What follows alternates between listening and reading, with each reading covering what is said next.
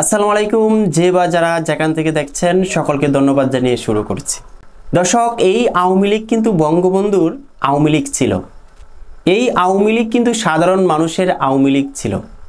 এই আওয়ামী লীগের নেতৃত্বের কারণেই কিন্তু বাংলাদেশ এক সময় স্বাধীন হয়েছিল। এই আওয়ামী লীগকে নিয়ে সাধারণ মানুষ গর্ব করে বলতে পারত, আমি আওয়ামী লীগের রাজনীতি করি। কিন্তু বর্তমান আওয়ামী লীগের যে অবস্থা, এই অবস্থার জন্য আমি দায়ী করব আওয়ামী লীগের মাধ্যমে কিছু লুবি রাজনীতিকবিদ ঢুকে গেছে, যেই কারণে তারা ক্ষমতার অপব্যবহার করেছে।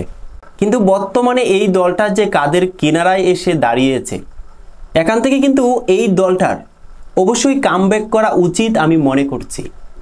কিন্তু এই সময়ে এই আওয়ামী লীগকে, এই ক্রান্তিকালে আওয়ামী লীগের কে দিবে আওয়ামী লীগের নেতৃত্ব?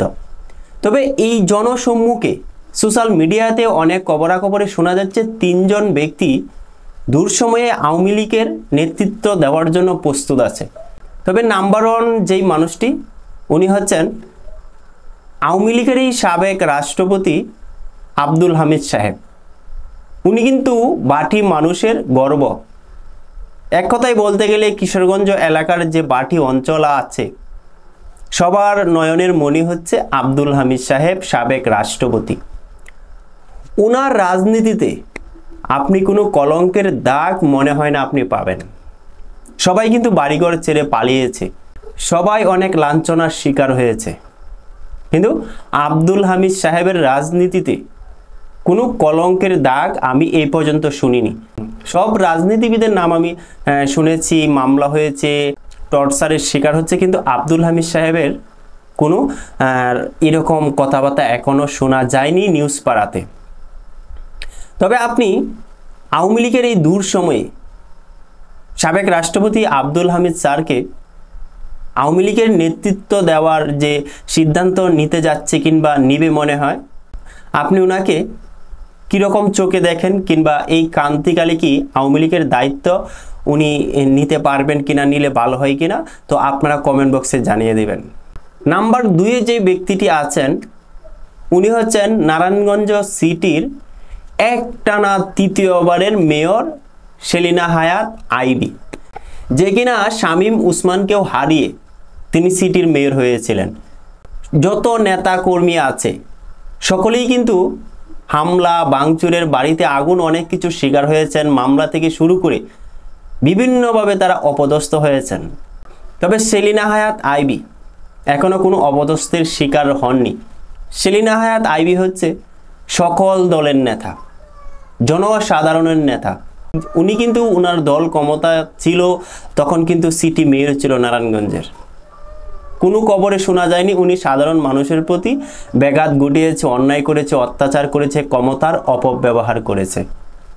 সেই কারণে উনি ক্ষমতায় যখন ছিলেন, সিটির মেয়র যখন ছিলেন, ওনার দল যখন ক্ষমতায় ছিলেন, যেভাবে ঘুরেছে এখনও কিন্তু সে এরকমভাবে চলাফেরা করছে। কোনো বাধা বিঘ্ন তার মাঝে আমি দেখছি না। কেউ তাকে হত্যা, হামলা, অত্যাচারের শিকার করবে এরকম লোকও আমি দেখছি না। তাহলে আপনি দুই নম্বর ব্যক্তি সেলিনা হায়াৎ আইবি, ওনাকে আপনি 100-র মধ্যে কত দিবেন? আওয়ামী লীগের দলকে এই ক্রান্তিকালে যদি উনি দায়িত্ব নেন, তাহলে ওনাকে 100-র মধ্যে কত দিবেন আপনারা কমেন্ট বক্সে জানিয়ে দিবেন। এখানে তৃতীয় নাম্বার যেই ব্যক্তিটি আমি রাখছি, কিংবা নিউজ পাড়ায় শোনা যাচ্ছে, সকলের মুখে শোনা যাচ্ছে, বঙ্গবীর কাদের সিদ্দিকী। উনি কি এই আওয়ামী লীগের ক্রান্তিকালে, আওয়ামী লীগের এই দূর সময়ে, আওয়ামী লীগের বর্তমান যে একটা অবস্থা, এই অবস্থাতে কি উনি এই আওয়ামী লীগ দলের হাল ধরবেন নাকি ধরবেন না? ওনার মুখে কিন্তু অনেক সময় অনেক কথা শোনা যাচ্ছে। কখনো আওয়ামী লীগের পক্ষেই কথা বলছে, কখনো আওয়ামী লীগ নেতাদেরকেও উনি অনেকভাবে অনেক কথা বলে যাচ্ছে। তবে ওনার কথা সবগুলোই যৌক্তিক। উনি অনেক ভিডিওতে বলেছেন, এখন যে আওয়ামী লীগ আছে, এখন বর্তমান আওয়ামী লীগের রাজনীতিকবিদদের যে অবস্থা, এটা বঙ্গবন্ধুর রাজনৈতিক অবস্থান ছিল না, এটা বঙ্গবন্ধুর আওয়ামী লীগ ওরকম ছিল না। তবে উনি প্রায় সময় সত্য কথাটা বলে আসছেন। তবে আপনি আওয়ামী লীগের এই দূর সময়ে ওনাকে হাল ধরার মাঝে আপনি ওনাকে 100-র মধ্যে কত দেবেন আপনারা কমেন্ট বক্সে জানিয়ে দেবেন। আসলে আমি যেই তিনজন ব্যক্তির নাম বললাম, ওনারা তিনজন মিলে যদি আওয়ামী লীগের এই সময়ে দলটাকে নেতৃত্ব দেয়, কামব্যাক করার চেষ্টা করে, তাহলে বোধহয় এই দলটার অস্তিত্ব ফিরে আসবে। নয়তোবা যেরকম দেখা যাচ্ছে আওয়ামী লীগের অস্তিত্ব সংকটে পড়বে। এই অস্তিত্ব সংকট দূর করতে অনেক সময় লেগে যেতে পারে। এই মুহূর্তে আওয়ামী লীগকে কামব্যাক করাতে হলে ওনারা তিনজন যদি একত্রভাবে এই দলটার দায়ভার নেয়, তাহলে আমি ব্যক্তিগতভাবে বলছি ভালো হবে। খারাপ দিকটা আমি দেখছি না, ভালোর দিকটাই বেশি দেখছি। আবার অনেকেই সুহেল তাজ, ওনার কথাও বিভিন্নভাবে বলছিল, কিন্তু ওনাকে আমি এখন এখানে রাখছি না।